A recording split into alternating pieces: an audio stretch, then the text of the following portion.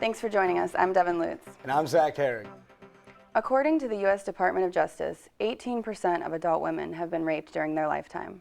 Donald Trump continues to rack up delegates in the Republican primaries, now holding a comfortable lead over Ted Cruz. I'm Devan Lutz here at the Seagate Center in Toledo, Ohio, where Governor Kasich is making a stop on his Battleground Ohio tour for presidency. The Responsible Ohio Amendment proposes to make medical and recreational use of marijuana legal in the state of Ohio, allowing anyone over the age of 21 to grow up to 4 plants in their own home. The plan also includes 10 growing facilities located in cities throughout the state, one of which would be in Toledo. We're going to create a system where there's a limited number of growing locations. There will also be numerous opportunities for people who want to open businesses. That'll create thousands of jobs throughout the state and bring much needed revenue to our communities. An estimated $120 million of Ohio taxpayers' money is spent on the enforcement of marijuana laws each year. The amendment could bring progress not only to the state's economy, but to Toledo's economy as well. For Lucas County, it's about $17 to $18 million a year. That's a number that can come to us to do things like restore our criminal justice system to what it should be, to help repave our roads. The amount of money that can be put directly to the invested in Lucas County, not in Columbus, not in Cincinnati, not in Bowling Green, but in Lucas County and in the university and the city of Toledo. This money comes right to us. If you would like to see the Responsible Ohio Amendment on the ballot this November, visit UT10news.com for more information on registration and petition signing. I'm Devan Lutz reporting for UT10 News. Following the death of D. Michael Collins last January, Council President Paula Hicks Hudson became the acting mayor of Toledo. The Imagination Station has mixed science and fun for the 6th consecutive year to celebrate the Halloween season. With the warm weather, Toledoans are looking to spend more time outside. For many Toledoans, the Old West End marks the start of the festival season. From Robinwood in downtown Toledo, I'm Devan Lutz reporting for UT10 News. For the first time at UT, a woman will be president. Reporter Faith Atkins is live in the newsroom. Faith, I heard she went to school in my favorite state of California. Returning to the field for the first time since their victory in the GoDaddy Bowl, the football team held their spring game in the Glass Bowl on Saturday. The University of Toledo is leading 8 water quality research projects this spring, all funded by the state of Ohio. That's right, Tatiana. I looked into the role UT will play in cleaning up Toledo's water. The algae crisis in Lake Erie last summer left Toledo residents without safe drinking water for days. The University of Toledo is to receive more than $800,000 of the $2 million from the state for research. The research will focus on water quality management and policy reform. There are a number of proposals in front of the state legislature as well as the federal government looking at some of the legal approaches. I think we can inform and educate on that. In addition, UT will be investing $200,000 to support the research.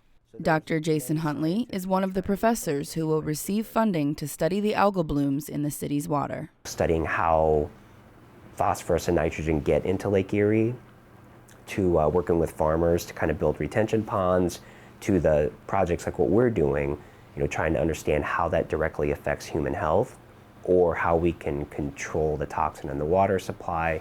Huntley adds, if his research is successful, it could change the way water management plants filter water throughout the region. Reporting from Toledo, Ohio, this is Devan Lutz with UT10 News. The Toledo Zoo opened its gates this past weekend for some trick-or-treat fun. I'm Devan Lutz, here at the German American Festival in Toledo, Ohio. As you can see, people in Toledo are very proud of their German American Festival. This is the 50th year this has been going on. People enjoy beer, good food, and good fun. For more information on this summer's excavation, visit our website, ut10news.com. From Cahokia, I'm Devan Lutz reporting for UT10 News. In 1943, the University of Toledo was contracted to offer war training programs for the military. On March 8th, the 27th Detachment of the Army Air Corps arrived on campus. They were housed in the field house, which was transformed into an Army barracks. The young men were brought here, they lived in the field house, and they took academic classes at the University of Toledo. They learned to fly aircraft locally, and then they were sent overseas to assist with the war efforts. World War II took its toll on the university as most of the male students were drafted, and many who were not still ended up enlisting. Several university administrators and faculty members also left for the war. With most of the players sent into combat, the university was forced to discontinue the football team in 1942. Rocket football returned to UT 4 years later in 1946. With a scarce amount of men on campus, the women of UT stepped into positions of power for the first time to keep the university operating. Not only did the Toledo women take care of the university, but they sold war bonds, and many even ended up overseas after completing cadet nurse training at UT. The University of Toledo was the first university in the country to organize an on-campus chapter of the American Red Cross. Due to the ever-looming threats of war, the Red Cross ran weekly drills to teach students how to react in the event of an enemy attack. They would practice these air raid drills where when you heard the siren, you would immediately turn off all the lights and you would go to one of these areas that were supposed to be safe zones in case bombs were dropped.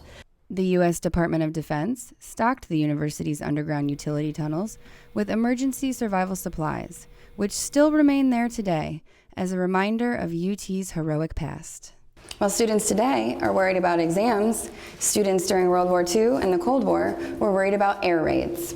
These underground tunnels on campus were designated as a fallout shelter in case of an emergency.